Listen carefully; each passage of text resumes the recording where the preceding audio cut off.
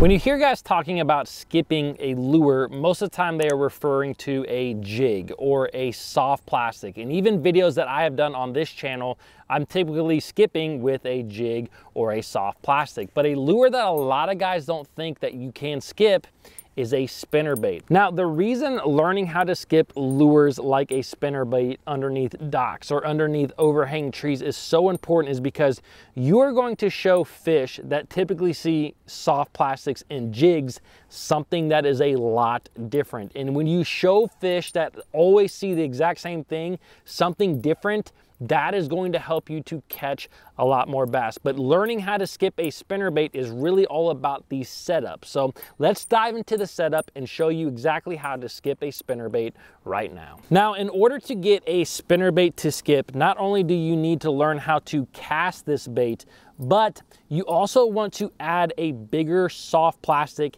to the bait. That soft plastic is what really allows that bait to skip across the water. Now, I'm gonna get into the soft plastic trailer that I like to use in just a moment here, but first I wanna talk about this spinnerbait. And knowing that we need a good soft plastic on our spinnerbait in order to skip it, that is why I choose this specific spinnerbait 9 times out of 10 when I go to skip it. This is the Berkley Power Blade. There are literally 100, if not 1,000 different brands out there that carry some sort of spinnerbait. In every single one of those spinnerbait brands, you're going to be able to skip with. But the big thing, and the reason that I like the Berkley Power Blade so much, is that the plastic keeper on this bait is phenomenal. It is a really good plastic keeper. It is a lot better than pretty much every other brand that I've tried. And I've tried a lot of different brands at keeping that plastic on. Now, you could always super glue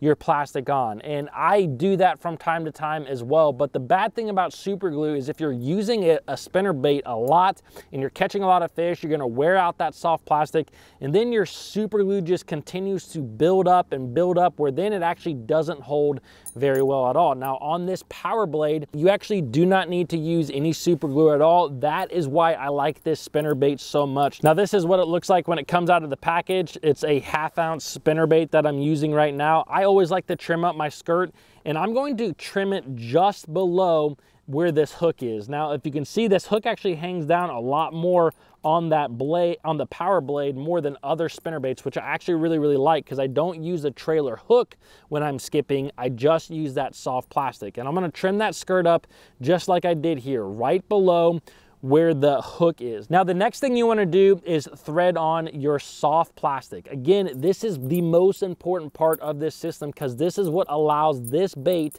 to skip. Now, this is the soft plastic that I use for my trailer on our spinnerbait. I'm not saying that you can't use other soft plastics. This is just the one that I use that works really well for me. Now, this is a 4.8 inch Kitech right here. Now, although it's 4.8 inches, I'm going to trim it down. And you might be asking, well, Tyler, why don't you just go with a 3.8 or a 3.3? And the biggest reason is I want a big, thick, soft plastic. This 4.8 inch is really thick. And so I want a lot of surface area there, because that's what allows that bait to skip a lot better. So I'm actually going to trim up, once I find my scissors, and I trim about 1 inch off the top, just like that. That is what I end up using for my trailer right there. So now I have my spinnerbait skirt trimmed up, I have my soft plastic trimmed up, and I'm simply going to thread this on to the spinnerbait. And the biggest key here is just making sure that this is as straight as possible. And I'm gonna feed it all the way up onto the hook, just like that.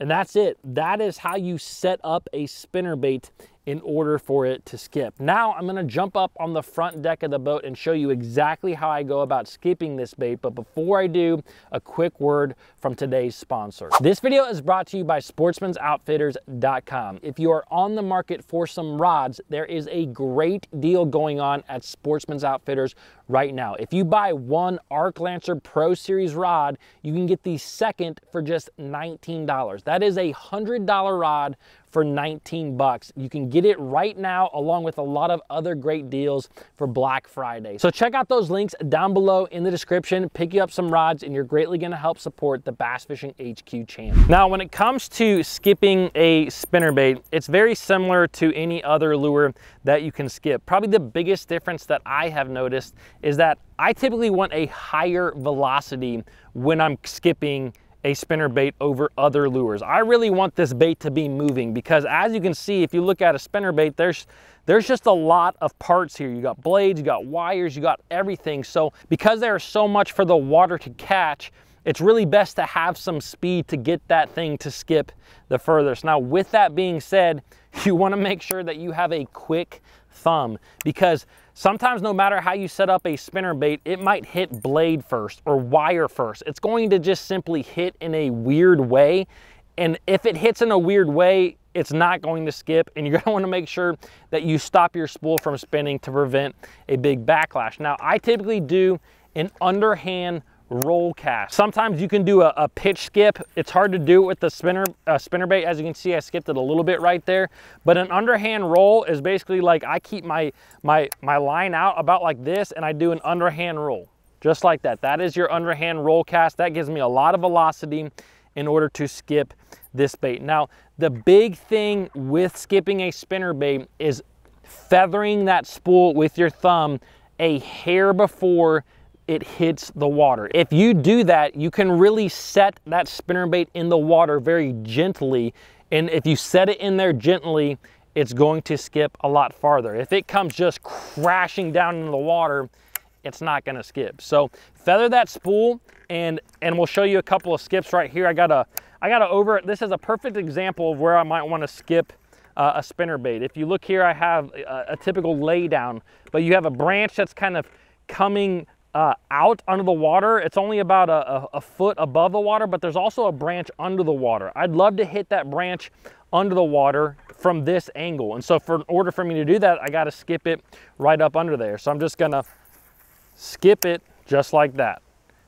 Start my, bam, I just hit that log underneath the water, which I wanted to hit, and now I'm going. That's a perfect example of why you want to skip a spinnerbait. They don't skip pretty. They don't always skip pretty, just like that one right there, but they will skip. Another part, like if you look way up under there, under that log, that is another place where that area doesn't see a lot of spinnerbaits. That's gonna see primarily Senkos and jigs, because no one wants to skip a spinnerbait or really anything like this up under there. So in order for me to really skip that bait, as you can see, it just skips really nice. And I got it way up under there. And now I am showing a bass something different than it is used to seeing. There might be a bass sitting up under that log that has seen 100 jigs, 100 soft plastics. But as soon as you show them something that's vastly different, like a spinnerbait, they are going to commit to that bait. And you can't put a spinnerbait up under there without skipping it. Now you can skip it kind of like a pitch skip, where I just kind of like do that, as you can see, but it takes a little bit more time to master that, I feel like, as opposed to just your underhand roll cast where you can skip it. Now, real quick, the equipment I use for skipping a spinnerbait, it's really simple. This is an ARC Tharp Series hammer rod. It's a 7-foot medium heavy power rod, fast action rod. That's the most important part. 7 foot is a really good length. You don't want it to be too long. You don't want it to be, you could get away with something that's actually short, but you definitely don't want it to be too long. I like 20-pound line most of the time when I'm skipping, because I'm skipping it around a lot of heavy cover.